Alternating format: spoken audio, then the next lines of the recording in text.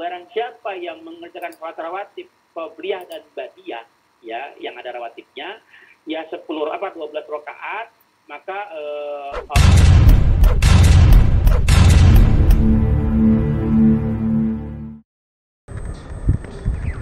La ilaha illallah Muhammadun Rasulullah alaihi salatullah wa alihi wal ahib.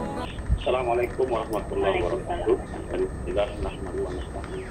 Wa nastaghfiruh wa na'udzu billahi min shururi anfusina wa min sayyiati a'malina.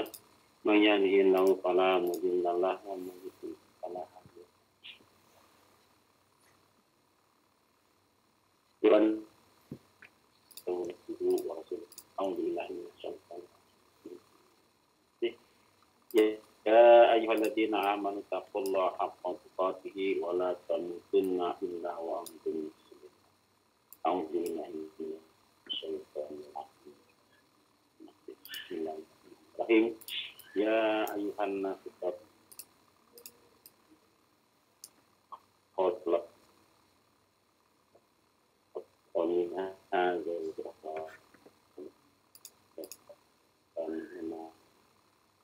dalam kesiruan.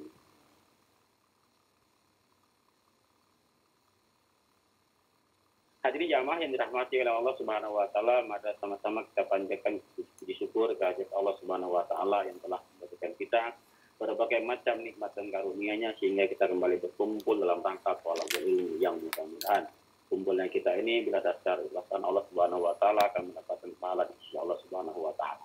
Salawat serta salam semoga tetap tercurah kepada suri saudara kita, contoh terbaik umat manusia Nabi Muhammad Shallallahu Alaihi Wasallam, beserta para keluarganya, para sahabatnya, dan Allah kepada kita selaku umatnya yang istiqomah menegakkan ajarannya hingga yaumil qiyamah.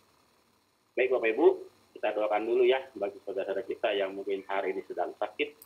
Semoga Allah angkat penyakitnya, Allah berikan ganjaran pahala atas kesabaran yang takdirnya, dan yang sedang bukan dengan urusan dunianya, semoga Allah mudahkan urusan dunianya dan sehingga bisa kembali lagi nanti di kantor berbeda mengaji bersama kita semua. Baik, dibuka kitab Bulughul Maramnya, masih bab buyut, bab jual beli, sudah masuk hadis ke 829 sekarang ya. Betul ya Bu Nedi ya? Betul Bang Ustaz. 829 sekarang kan? Baik. Tadi kata Bu Juli terakhir 829, berarti sekarang 830. Iya, mungkin beda nomor kali ya. Yang Arab. Baik, wa anhu masih dari Abi Hurairah ya. Radhiyallahu anhu, semoga Allah meridhoinya. Qala, dia telah berkata, naha Rasulullah sallallahu alaihi wasallam, telah melarang. Rasul sallallahu alaihi wasallam telah melarang an yabi, ya, ditentang penjualan, ya, hadirun libadin, penjualan orang-orang kota menjualkan barang dagangan orang-orang kampung, ya, dilarang. Wala tanajasu, dan Rasul juga melarang agar kamu semua tidak bernajasi. Apa najasi nanti kita jelaskan ya. Tadi sudah di pekan yang lalu juga dijelaskan ya. Wala yabi'ur rajul ala bai'i akhihi, dan jangan seseorang menjual jualan saudaranya. Apa maksudnya nanti kita jelaskan ya pelan-pelan.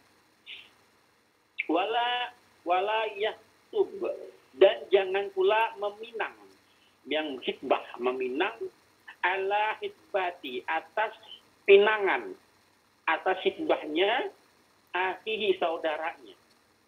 Wala tas'al mar'atu, dan janganlah seorang perempuan meminta, ya, talaqa ukhtiha, meminta agar suaminya menceraikan istrinya atau saudara perempuannya.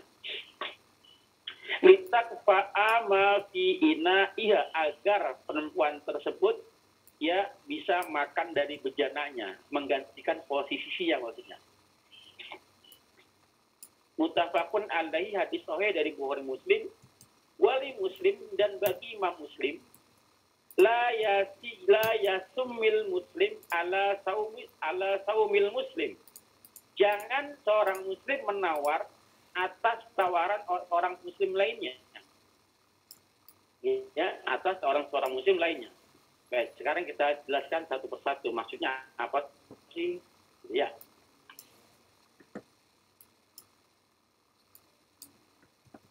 Baik, selamat bergabung yang baru datang ya.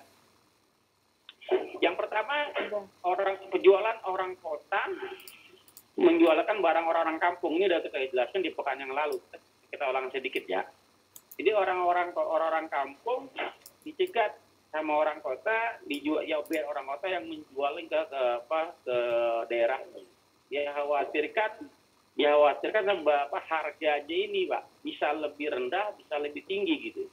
Kalau misalnya orang kota tersebut menjual paksa, ya ke dia yang menjualkan kepada kepada daerahnya, maka dikhawatirkan harganya bisa lebih mahal, yang menyebabkan dagangannya tidak laku, kemahalan.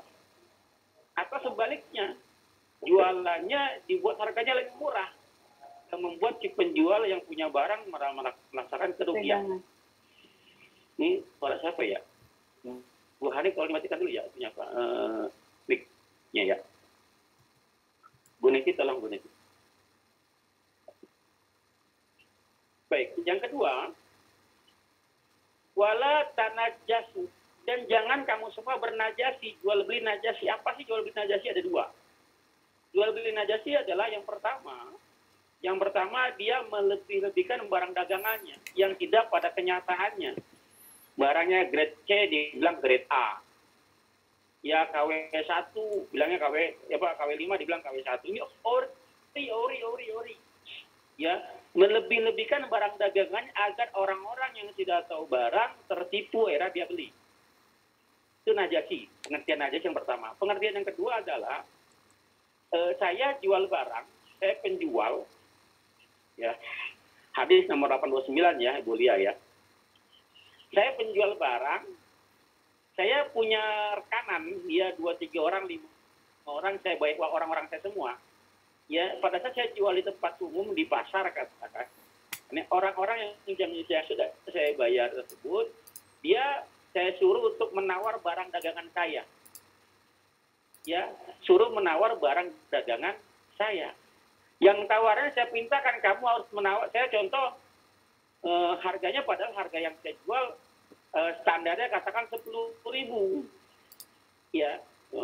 Tapi orang-orang yang saya bayar ini suruh menawar barang harga yang saya jual tersebut dengan harga lebih tinggi, 15.000 atau 20.000, agar tujuannya orang-orang menyangka bahwa harga barang yang saya jual layak. Karena apa? Ya banyak yang menawar segitu harganya semua rata-rata. Bisa dipahami Bapak Ibu? Najasi seperti itu bisa dipahami ya?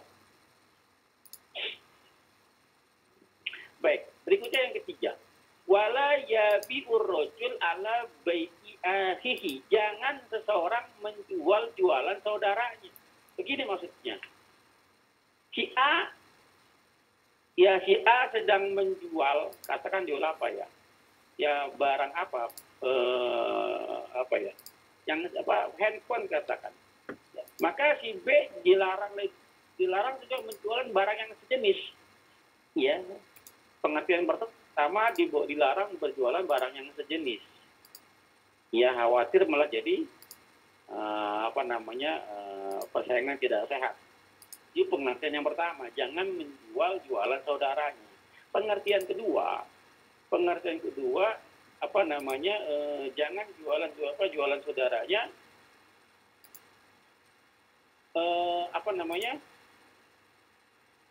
Si A sedang jual sesuatu kepada si B. Belum selesai, belum akad, belum transaksi, ya, saya datang potong kompas. Saya bisa menjual barang yang sama, yang kamu butuh, wahai B. Si A jual handphone katakan kepada si B. Tapi belum terjadi transaksi.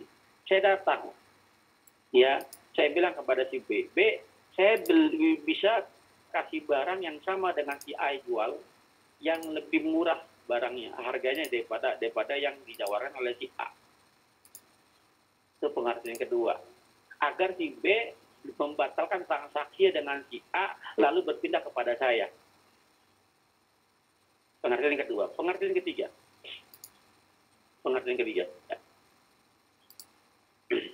Jadi dia jual lebih murah, atau harga sama tapi lebih bagus kualitasnya. Ya, harganya sama dengan si A tapi kualitas yang saya jual lebih bagus daripada si A yang si A jual. Pengertian berikutnya, tadi kan jual lebih mahal. Sekarang saya sebagai seorang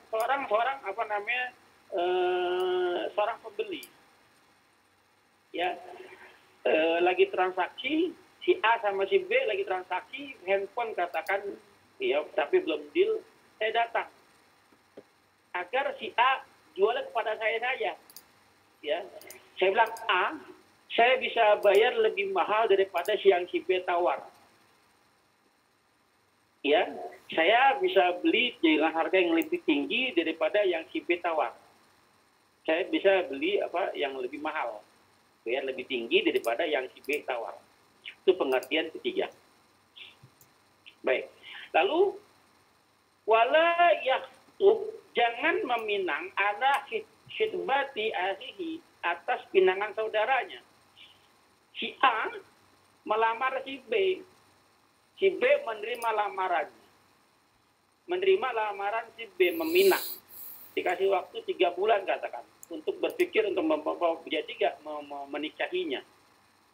Pinangan belum selesai, masih 1 bulan 2 bulan si C datang meminang si A, si B juga.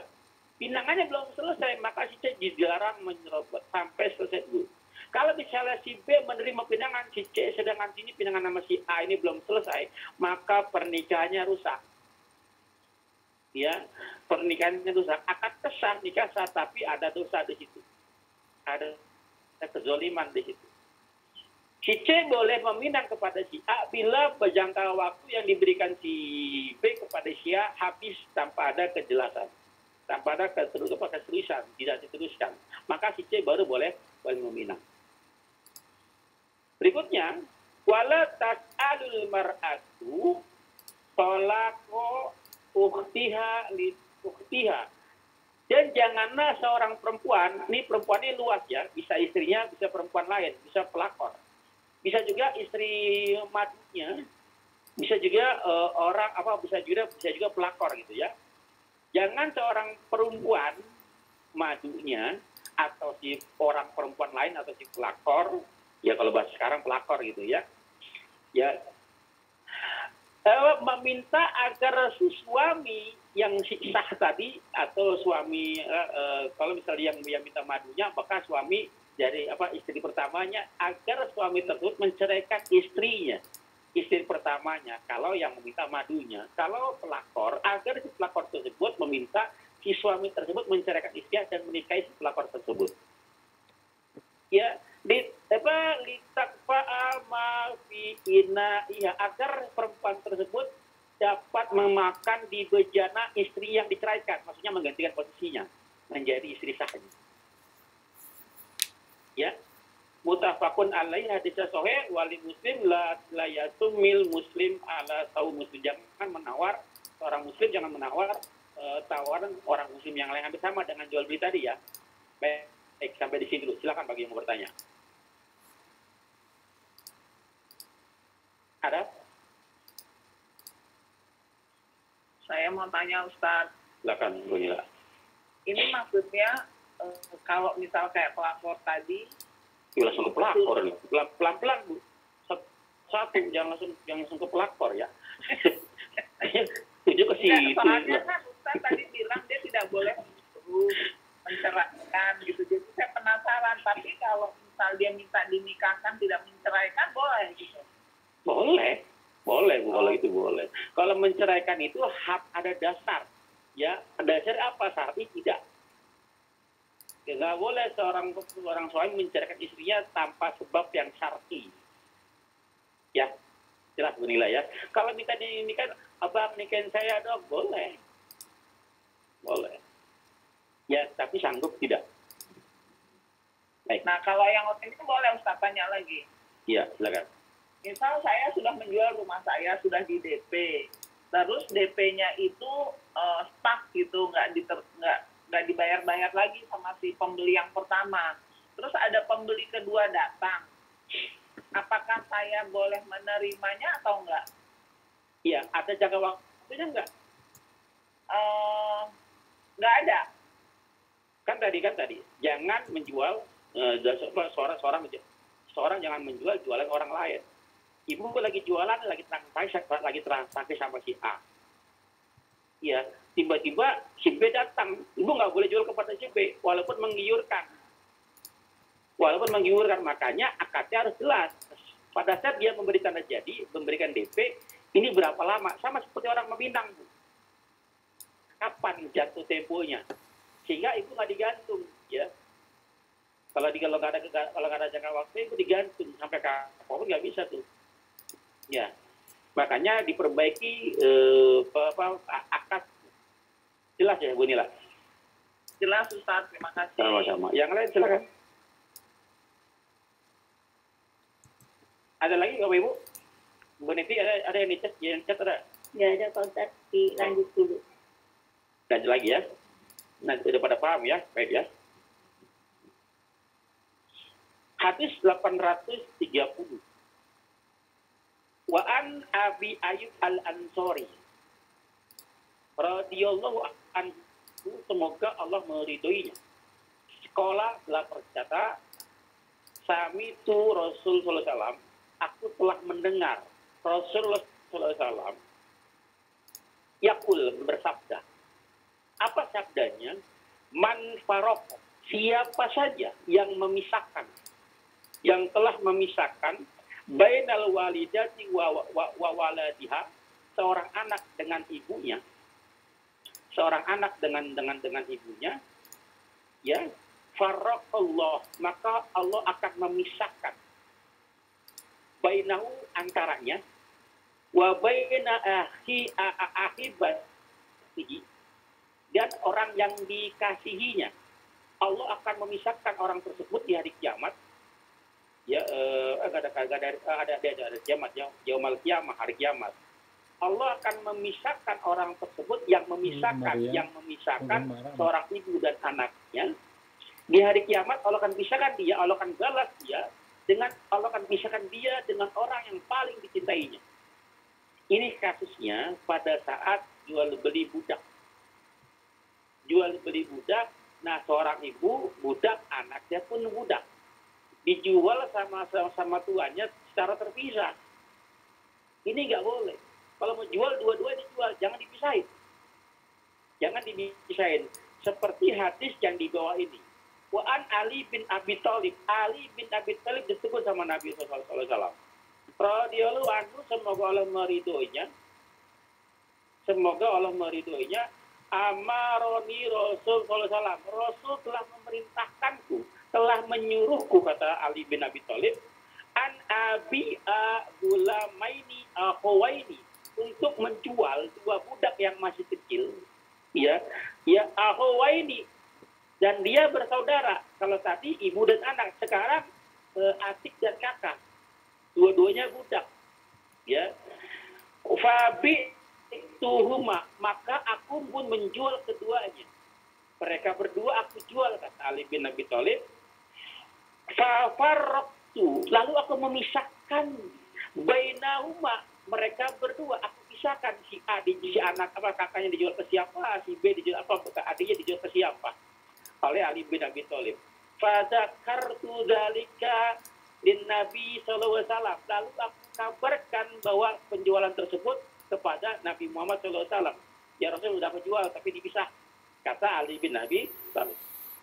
Faqala, lalu Nabi bersabda kepada Ali bin Abi Thalib, adrik huma, susul mereka berdua. Fartaji huma, bawa kembali mereka berdua. Wala tapi huma, jangan jual mereka berdua illa jami'an, melainkan jual secara bersama, jangan dipisah. Jangan dipisah. Hadis sahih, yang atas sahih, yang bawah juga sahih. Silakan bagi yang mau bertanya Bapak Ibu. Jelas? Ada yang mau tanya?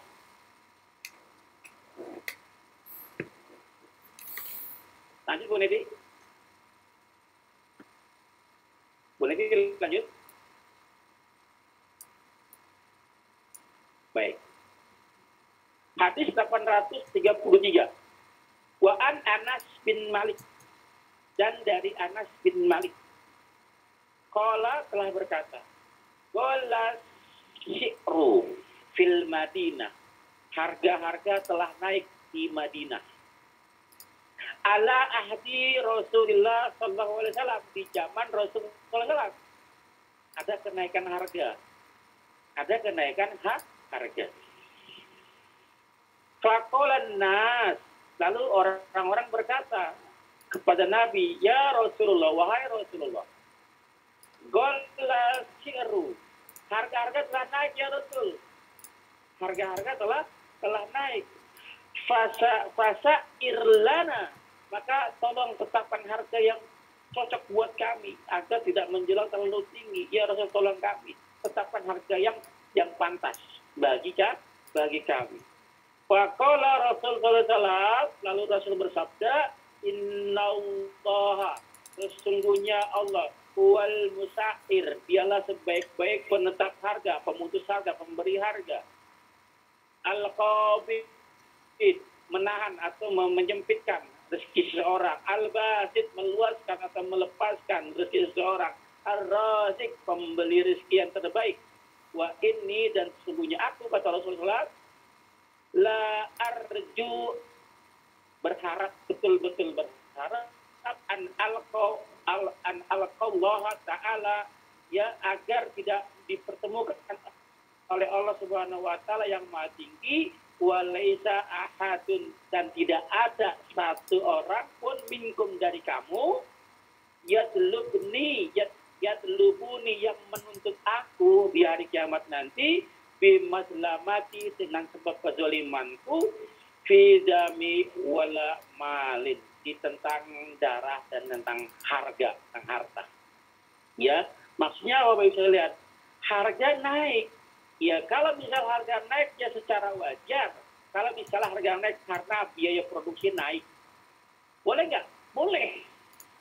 Wajar harga produksi naik. Tapi kalau bila harga naik tiba-tiba naik karena ada penimbunan di situ, maka ini perbuatan yang sangat zalim. Ya, perbuatan yang sangat zalim, maka Allah melaknatnya perbuatan tersebut. Ya, harga naik karena ditimbun. BBM langka, minyak goreng langka, giliran ada harganya menjulang tinggi. Ya, ini sudah pernah terjadi di zaman Rasulullah SAW. Jangan diulangi lagi. Baik, sampai sini dulu. Silakan bagi yang mau bertanya.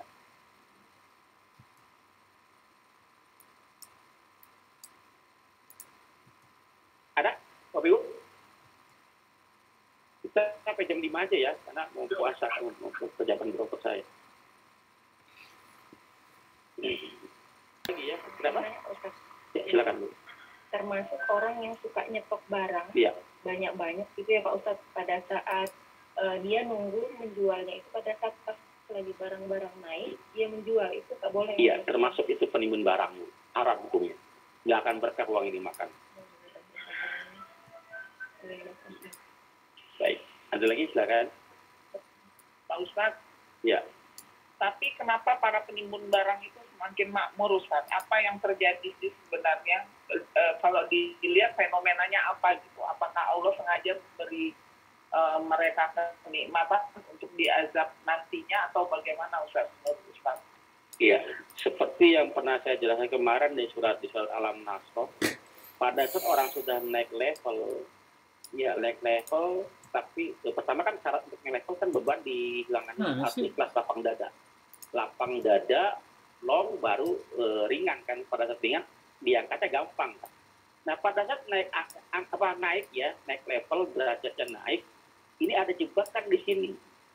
Apa jebakannya? Dipakai untuk apa?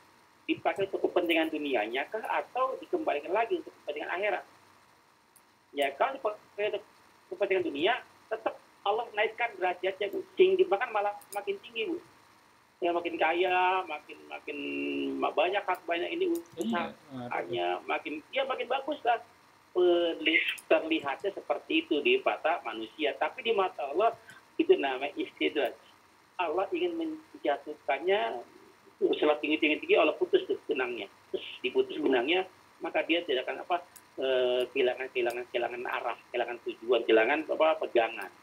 Nah tujuannya agar Allah ingin mematikannya dalam keadaan berdosa besar.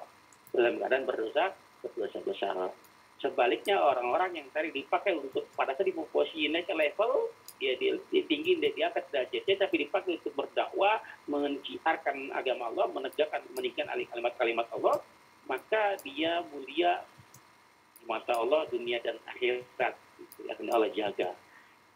Itu bila jangan silau dengan apa? Emang seolah dikatakan seolah-olah artinya banyak kayak bahagia tuh orang enggak. Padahal dirinya merasa tersiksa. Bukti banyak orang-orang kaya yang pada gantung diri, yang pada nyemplung di terjun dia dari lantai tinggi, padahal hartanya banyak. Jangan tertipu dengan tampilan luar. Gitu ya. Baik, silakan yang lain. Ada lagi?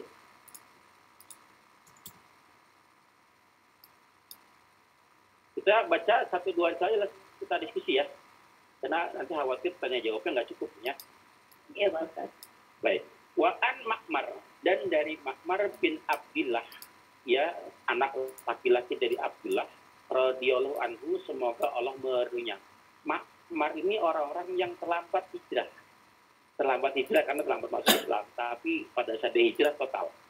Beda ya, orang-orang zaman dulu para sahabat itu pada saat belum dilarang, belum ada pelarangan, ya puas-puasin. Contoh ya, pelarangan riba itu pelaku utama riba jahiliyah. Pelaku utama itu pamannya Nabi, ya Abbas, pamannya Nabi. Pada saat turun pelarangan pengharaman riba total, barang siapa yang masih punya hutang sama saya ikhlaskan semuanya. Itu Abbas total, dibuang riba total. Ya, pada saat ada pelarangan pengharaman khamr, dibuang tuh kendi-kendi khamr, drum yang bersih khamr dibuang, banjir khamr, total dan setengah-setengah pada tidak total. Ya, maka ada ditiru ya, kalau Bapak Ibu semua pada saat ada niat ya, mau kembali kepada Allah, jangan setengah-setengah, total. Ya, total. Nah ini sama nih, Ma'mar bin Abdullah, pada saat dia hijrah total, radhiyallahu anhu an Rasulullah SAW, dari Rasulullah SAW telah berkata, la yahtakiru illa khasiun. Ya, tidaklah menimbun melainkan orang-orang yang pendosa. Jadi orang-orang yang pendosa itulah yang banyak melakukan penimbunan, atau dengan kata lain tidak bukan orang-orang yang menimbun rata-rata emang pendosa, dan takut dosa mereka. Sengaja begitu, ya. Sengaja begitu. Rawahu Muslim, hadis sahih riwayat Imam Muslim. Berikutnya 834. Saya kecepatan ya Bapak Ibu? Ya, Pak Ustaz. Enggak ya? Baik, 834. Wa an Abi Hurairah, dan dari Abu Hurairah radhiyallahu anhu, semoga Allah meridhoinya, anin Nabiyya sallallahu alaihi wasallam. Anin Nabi ya, kata huruf jar. Dari Nabi sallallahu alaihi wasallam qala, telah bersabda, la tasurru, janganlah kamu semua tasriyah, apa tasriyah? Memerah susu. Ya, susu kambing atau apa namanya?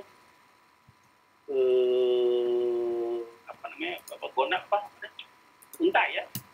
La tasurru al-ibil wal qonam. Janganlah kamu tasriyah di unta ataupun di gonam ataupun di kambing. Tasriyah itu menahan susu. menahan memerah susu. Jadi kambing dibiarkan air susunya tidak diperas-peras agar terlihat montok, agar terlihat menarik bagi orang-orang yang mau beli kambing tersebut. Emang sengaja diperas biar bertebar banyak gitu kan, sehingga dijualnya menarik, harganya tinggi.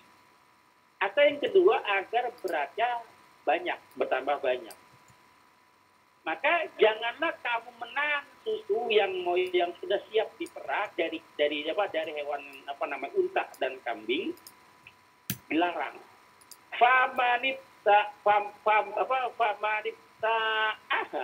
Maka siapa saja yang membeli kambing tersebut yang air susunya ditahan, tidak diperah, ya tidak diperah. Ini perah atau peras ya?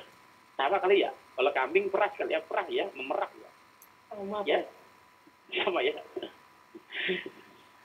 Barang siapa yang membeli hewan tersebut yang belum diperah, barang siapa membelinya, bada fawa bi khairin nadoroini, ya maksud bada setelah melihat kondisi perahan tadi, yang setelah diperah ya, maka bahwa bi khairin nadaraini, maka pembelinya disuruh memandang, itu pandangan yang terbaik dari dua pandang, maksudnya suruh memilih yang terbaik yang mana, apakah jadi transaksi jual belinya atau dibatalkan, dikembalikan binatangnya, kambing atau unta tersebut yang sudah diperah susunya.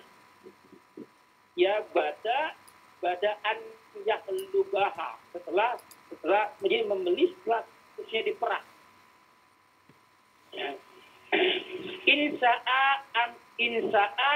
amsakaha, apakah kamu mau untuk menahannya? Pilihan yang pertama, atau pilihan kedua, wa insa'a roddaha, atau kamu mau mengembalikannya wa so'an min tamrin, dan diganti dengan satu so dari kurma. Hasil perahan susunya kan ada diperah susunya. Maka untuk mengganti susu yang telah diperah tadi diganti dengan satu so dari satu so kurma. Satu ini ya. Kami 2,5 kilo lah ya, 2,5 kilo kurma. Ya, mutafakun alaihi, hadisnya sahih dari Bukhari Muslim.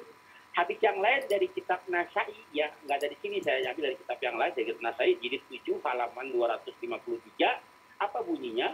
Wala tasuru, sama wala tasuru, jangan tasfiyah, jangan menahan susu yang siap diperah. Ya, al-ibil wal ghanam, lebih baik untuk dari binatang unta dan kambing untuk dijual. Kalau mau dijual diperah susunya gitu ya. Wali muslim, dan bagi muslim, bahwa pilihiyari salah sah ajal. Nah, dikasih waktu 3 hari untuk mengambil keputusan. Apakah jadi membeli binatang tersebut atau mengembalikannya dengan beserta satu sok kurma. Ya, satu sok kurma. Wa fi riwayatin, dan pada satu riwayat yang lain telah baginya Allah qoha bil Bukhari, ya, yang secara ulak yang menggantungnya bagi Imam Bukhari, warodda ma'a, dan mengembalikannya kalau dia memilih untuk mengembalikan binatang tersebut, ma'aha, bersamanya, satu min dari bahan makanan pokok apa saja, nggak mesti kurma, bisa gandum ya, bisa sair, bisa bur, bisa apa saja. Tapi di sini dilatih la samroa, selain gandum. Ya, bahan makanan pokok apa saja selain gandum. Ya, qala al-Bukhari, telah berkata Imam Bukhari, wa tamru aktsar, sedangkan yang memilih membalikan dengan bentuk kurma itu lebih banyak daripada bahan makanan pokok yang lain. Ya, silakan Bapak Ibu bagi yang bertanya. Silakan diberikan kesempatan untuk bertanya, mohon raise hand dulu. Ya. Ini Bu Maria tadi mau jadi bertanya apa? Silakan Bu Maria. Ya, ini materinya tentang jual beli ya, tapi bebas. Boleh juga yang bertanya di luar yang tema, tapi diutamakan yang sesuai dengan tema ya. Silakan Bapak Ibu. Mungkin ada yang baru bergabung kali ya. Ada, silakan. Assalamualaikum Pak Ustaz. Waalaikumsalam. Ini bukan baru bergabung, ini udah lama ya. udah ini kadang luar Ustaz. Ya, silakan Mbak.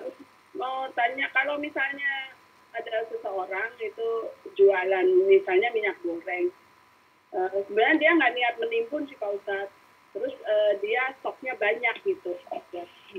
Cuma harga minyak kan naik terus, jadi dia jualnya yang sebelumnya dia stok banyak itu akhirnya dia jual mahal gitu. Itu bagaimana Pak Ustadz? Iya. Seperti harga yang baik ya Pak.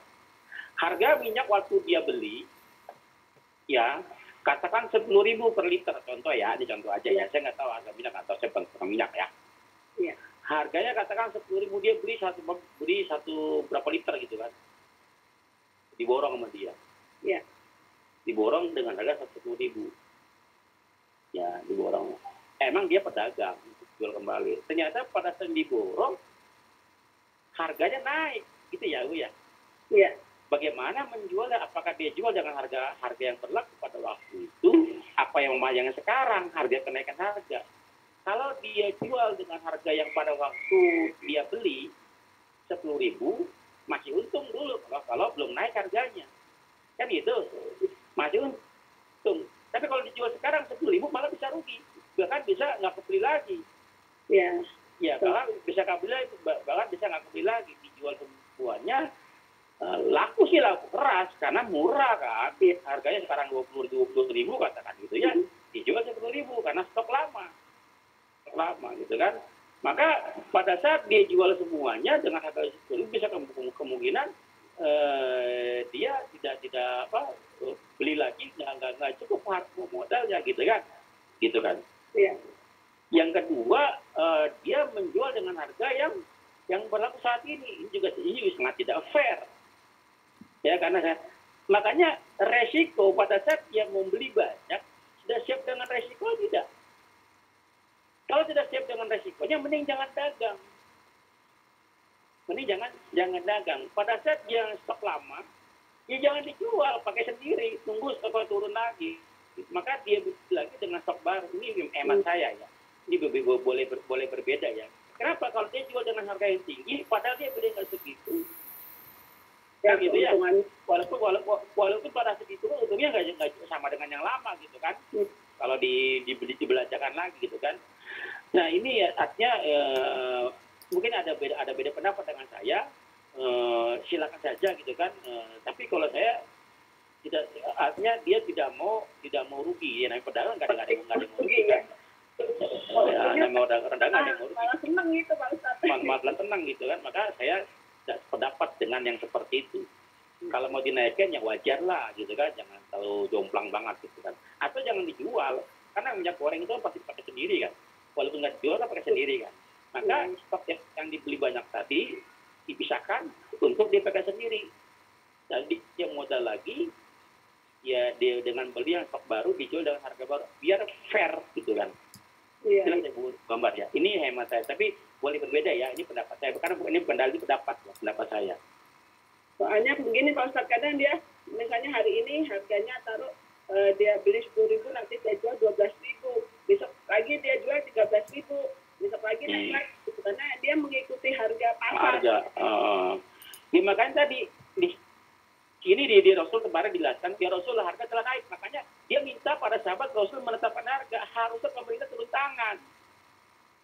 Pemerintah turun tangan agar harga serempak. Ini nggak boleh naik lagi sampai waktu yang disepakati, yang ditentukan.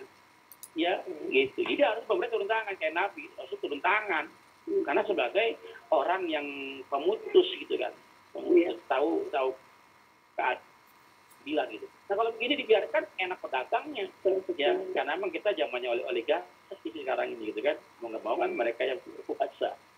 Yang gitu. Iya. Terus ini untuk itu apa yang masalah perbudakan ya? Untuk saat ini kadang misalnya budak gitu, pembantu itu apa termasuk budak Pak Ustaz? Pembantu bukan budak itu Budak itu dua jalannya. Yang pertama dengan jalan peperangan, yang kalah jadi budak. Ya enggak? Jadi peperangan. Yang kedua, ini berlaku pada saat riba jahiliyah. Orang minjem uang, katakan 100 juta. Ada bunganya bunga riba jahiliyah. Ya, bunga jahiliyah itu ada 4 sifat ya. Memberatkan, terpaksa, bunga berbunga, yang konsumtif. Ini 4 sifatnya ada di sana gitu kan. Nah, zaman dulu orang minjem riba, minjem berapa dinar, berapa dirham gitu kan, tidak sanggup bayar. Karena kalau nggak sanggup bayar kan bunganya naik terus, Bu. Iya, Zaman riba jahiliyah begitu tuh, naik terus. Akhirnya dia bingung nih. Ya, makanya dia jelaskan Al-Baqarah 275 seperti berdirinya orang yang kerasukan setan, orang gila. Kenapa dia berpikir gimana caranya biar bayar? Kalau nggak kebayar, naik terus. Ya, akhirnya Pak, contoh kata, dia beli motor dengan cara riba, katakan. Riba jahiliyah, kata. Ya, udah diterangkan sama Allah. Allah mengusahakan riba. Nih, pelajaran begini Bapak sekalian. Orang kebanyakan hitung-hitungan begini, saya bongkar sekarang, kan? Dia punya penghasilan sekian, katakan. Akhirnya dia berani mengambil kendaraan motor, rumah atau mobil dengan cara riba. Ya, dengan cara riba. Yang hitung begini kadang-kadang nih, oh cicilan sekian. Gimana? Akhirnya dia gitu kan, jangka waktunya, saya perpanjang saja. Jangka waktunya, jangan 3 tahun deh, 5 tahun. Supaya apa? Supaya lebih ringan angsurannya. Supaya lebih ringan. Kalau begini saya bisa nutup. Model leasing tawarkannya begitu. Mau berapapun saya bisa nutup. Kenapa? Karena ringan cicilannya. Iya. Ingat kata Allah bahwa Allah musnahkan riba, Allah sebutkan sedekah. Iya, betul. Yang hitungan kita kan lagi berhitung tuh. Saya mau tanya, ini lagi berbuat makar tidak? Iya, makar. Makar itu bukannya dalam pemerintahan saja. Berbuat makar tentang pengharaman riba kan. Itu bisa diakal-akalin nih, bisa ditutup nih. Padahal kata Allah, Pak, yang nampaknya ada padahal hilang. Iya. Pada saat dia ngambil, akhirnya jebret gitu kan, diputus. Oke, saya ambil sekian tahun. Ya, bulan pertama masih lancar, bulan terus lah biasanya pertengahan tuh. Ya, pada saat habis dia bingung bagaimana caranya biar kendaraan saya tidak ditarik. Akhirnya dia jual semua yang ada untuk bayar. Jelas kayak gini. Dijual untuk supaya yang dia beli tidak ditarik. Padahal kalau dihitung-hitung mendingan belinya ditarik gitu kan, bisa beli barang yang baru gitu kan. Tapi karena kerasukan setan, orang-orang pemakan riba ada Al-Baqarah 275 seperti orang yang berdiri kemasukan setan. Orang gila, nggak waras gitu kan. Tapi kelihatannya waras, kelihatannya pinter, padahal bodoh, padahal gila, gitu kan. Akhirnya Pak, dijual ini, akhirnya dijual semua. Belum bisa nutup juga, akhirnya Pak, anaknya dijual jadi budak. Nah, zaman dulu begitu. Anaknya dijual, nggak bisa nutup, istrinya dijual. Masih belum nutup juga, dirinya dijual jadi budak. Ya, dahsyatnya makanya Allah turunkan, Allah haramkan riba. Iya. Hati-hati. Makanya jangan spekulasi. Anda berspekulasi, Allah pun berspekulasi. Perang sama Allah nggak akan menang. Betul. Ya. Itu. Baik, yang lain silakan. Udah gitu juga dengan orang itu riba itu, akhirnya mereka juga nggak ingin bersedekah, bisa jadi ya, karena mereka pikiran sedekah. Pada saya mau sedekah, utang saya belum bayar, sini aja. Iya. Kesini aja. Akhirnya Pak, ya tadi makin jauh. Mungkin. Jelas ya. Sama-sama. Silakan yang lain. Assalamualaikum Ustaz. Maria, mohon maaf Bu Maria dulu tuh. Bu Maria dulu baru Pak Tony ya. Maria dulu. Waalaikumsalam warahmatullahi wabarakatuh. Mau tanya itu Pak Ustaz, tapi di luar tema ya. Sholat Ba'diyah Isya itu apakah memang benar lebih utama dari sholat tarawih ya Pak Ustaz? Ya, baik. Kalau misalnya dikerjakan di rumah, terus mengerjakan tarawihnya itu di masjid boleh ya Pak Ustadz? Baik, saya jawab satu dulu ya. Apakah sholat ba'diyah Isya lebih besar pahalanya dari sholat tarawih? Ini pasti kan pernah dengar dari Buya Yahya ya? Iya Pak Ustadz. Saya jelaskan. Ya. Ya. Kenapa? Jawabannya betul, tapi belum jelas kan? Betul kenapa? Karena sholat ba'diyah Isya termasuk sholat rawatib. Sholat rawatib itu ganjaran lebih utama. Sebaik-baik sholat itu sholat setelah sholat fardu ada sholat malam, yaitu sholat witir. Qiyamul lail. Ya, qiyamul bukan tahajud, tapi witir ya. Nah, setelah witir sholat sholat rawatib. Barang siapa yang mengerjakan sholat rawatib, qabliyah dan ba'diyah, ya, yang ada rawatibnya, ya 12 rakaat, maka Allah bangunkan istana di surga. Barang siapa yang mengerjakan 14 rakaat, maka Allah haramkannya jasadnya di neraka. Allah haramkan. Jadi Isya lebih utama, ba'diyah Isya lebih utama karena dia masuk sholat sunnah rawatib. Jadi mendingan kalau harus memilih, mending kita mengerjakan sholat ba'diyah Isya daripada mengerjakan sholat tarawih. Ya, gitu. Lalu bagaimana pengerjaannya? Apakah gimana Bu tadi? Misalnya kita sholat tarawih di masjid ya Pak Ustadz, nggak sempat untuk sholat ba'diyah Isya, terus misalnya dilakukan di rumah itu boleh ya Pak Ustadz? Ibu sholat Isya di mana? Gimana Pak Ustadz? Sholat Isya di mana? Di masjid. Kenapa di masjid? Iya, ikut jamaah di masjid. Ibu pengen yang terbaik pahalanya kan, yang besar kan? Iya, pengen yang besar, pengen kecil Bu? Yang besar dong. Jadi bagi perempuan, sebaik-baik sholat itu di rumah, bukan di masjid. Boleh nggak sholat di masjid? Boleh, tapi sholat berjamaah ibu di masjid kalah pahalanya dengan sholat sendiri di rumah. Seharusnya ibu sholat sendiri di rumah, sholat Isya sendiri di rumah, sholat ba'diyah Isya dapat, tarawih juga sendiri dapat, ngumpul pahalanya itu. Bahkan saya kasih yang lebih ekstrim lagi Bu.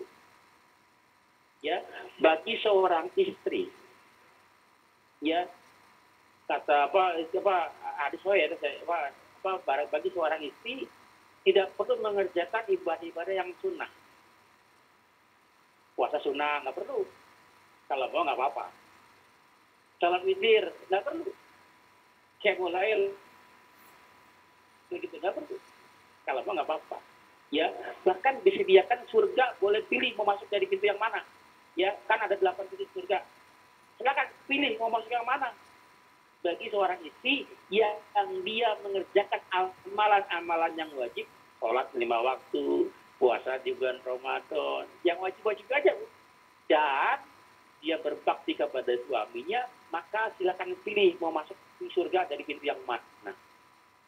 Apalagi dia mengerjakan yang wajib, ya patuh pada suaminya, yang sunnah dikerjakan juga. Kayaknya masuk surga cepet banget, udah ngantri, kayak secepat kilat. Gitu. Jadi kita harus tahu mana yang terbaik amalannya. Beda dengan laki-laki di masjid, perempuan di rumah. Karena apa? Perempuan semuanya aurat. Ya, padahal ibu keluar masjid, udah banyak laki yang melihat, matanya kemana-mana kan. Ya, semuanya kan. Pulangnya, ya kan segala macam aurat. Gitu. Jelas Bu ya, maka sebaiknya sholatnya di rumah. Gitu. Baik. Ada lagi yang lain? Silakan. Terima kasih Pak Ustadz. Sama-sama. Silakan tadi Pak Tony. Pak Tony silakan. Assalamualaikum Pak Ustadz. Waalaikumsalam. Saya jawab tuh Pak Tony ya, hadisnya tadi ya. Lemah hadis Pak Tony. Oh lemah. Iya. Ya, boleh diceritain sekarang apa? Biar jelas sekalian. Oh bukan yang itu saya mau nanya Pak Ustadz. Saya melanggar ingat. Iya, silakan. Iya. Ini gini Pak Ustadz. Boleh nggak kita tawar-menawar waktu kita mau beli misalnya hewan kurban? Satu pertanyaan saya. Lahan kurban, hewan kurban. Tawar-menawar. Jadi ya nawar lah untuk kurban tadi kan. Iya. Satu gitu. Terus yang kedua, saya itu kan bukan pedagang hewan ya, Ustaz ya. Iya. Pedagang ternak lah gitu. Tapi karena ini mendekati bulan kurban gitu. Nah, saya mulai dari bulan ini itu sudah memilih hewan supaya lebih besar lah gitu tumbuhnya itu, dan nanti saya jual dengan nilai yang lebih menguntungkan. Itu boleh Pak, sangat dibolehkan Pak. Kalau jual beli boleh Pak, harga untungnya 1000% juga boleh. Ya, bukan masalahnya saya itu bukan pedagang ternak lagi gitu Pak Ustaz. Itu karena musiman aja gitu, ikut-ikutan gitu. Itu boleh ya tetap? Iya boleh Pak. Artinya Bapak beli itu dijual kembali kan?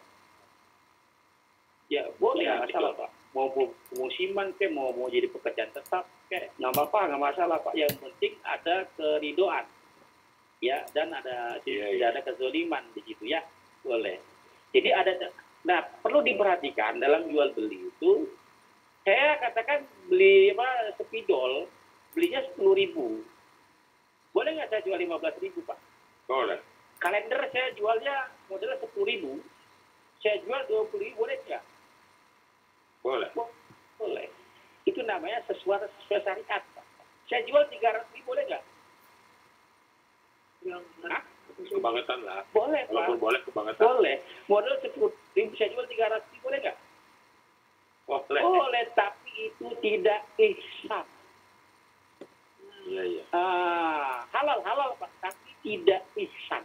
Kita kan mau coba meraih gelar ihsan kan? Ya, Islam, iman, ihsan kan paling tinggi Pak.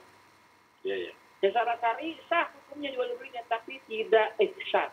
Banyak saya perhatikan teman-teman kita nih jual nauzubillah min dzalik. Tanggung. Ya, dia bilang kan saya jual isinya, bukan ini ya. Iya, terserah lah mau jual siapa gitu kan. Tapi ya keterlaluan namanya. Jelas ya? Tidak wajar, sangat tidak wajar. Ya, terus boleh nggak tadi apa yang pertama Pak Tony jual hewan boleh menawar-nawar? Boleh, sangat dibolehkan menawar-menawar, sangat dibolehkan. Tapi ingat, ada lagi rambu di sini Pak. Ya, ada rambu lagi. Bila saudaranya lagi jualan, jangan suka nawar, langsung dibeli Pak. Siapa tahu dia lagi butuh Pak. Iya. Jangan ditawar. Ya, tapi unik kadang-kadang kalau sama Cina kita nggak bisa nawar cash, bayar cash lagi. Kalau sama saudara muslim udah ditawar cicil lagi. Iya, kasihan sekali dah ya. Nawarnya ke atas, bukan ke bawah nawarnya. Iya, nawar ke atas ya boleh. Bagaimana? 100.000 saya bayar 200.000 dah. Nah, itu uang ya. Cakep. Nah, begitu nawarnya. Gitu. Cakep ya. Ya, sama-sama. Silakan yang lain. Wah, iya enggak. Ada lagi? Paling nanya Iya, Bu. boleh Sekarang nggak? satu pertanyaan 10.000. Kita ada orang Mungkin kaya gitu ya. diperhatikan ya Budia. Mohon maaf, Iya. waktunya udah mepet. Orang kaya, ya. Memiliki sesuatu yang dia mampu, tapi dia juga membayar zakat, mengeluarkan sedekah apa segala macam, tapi dia bisa membeli misal kayak tas gitu harga 100 juta gitu. Apakah itu berdosa nggak Ustaz? Iya, betul nggak Bu? Saya kasih tahu sahabat Nabi Abdurrahman bin Auf. Ibu tahu harga apa namanya baju perangnya? Berapa? Tahu nggak? 80 juta Iya. kurang lebih Bu. Mantelnya Zaman dulu apa zaman sekarang? kalau dikonversi zaman sekarang. Kalau dikonversi zaman sekarang 80 juta harga baju tebelnya. Baju hangat, baju dingin ya, baju lah ya. Itu Abdurrahman bin Auf harga 80 juta. Kira-kira dia termasuk al-takasur nggak? Abdurrahman bin Auf dia pakai baju harga 80 juta. Kira-kira termasuk al-takasur tidak? Tidak. Kenapa tidaknya? Memang buat kepentingan perang, Ustaz. Karena infaknya, sedekahnya miliaran tuh. Nggak banding itu dengan apa yang dipakai. Jalan tolnya lebih besar, jauh berlipat-lipat, bisa berkali-kali lipat. Kecuali pakai harga 8 juta, ini pakai 100.000, paling gede 1 juta. Ini dolim. Kan ditanya sama Allah ini. Ya, bisa dibedakan Bu Nila? Bisa Pak. Makasih. Silakan. Cukup ya Bu Nila?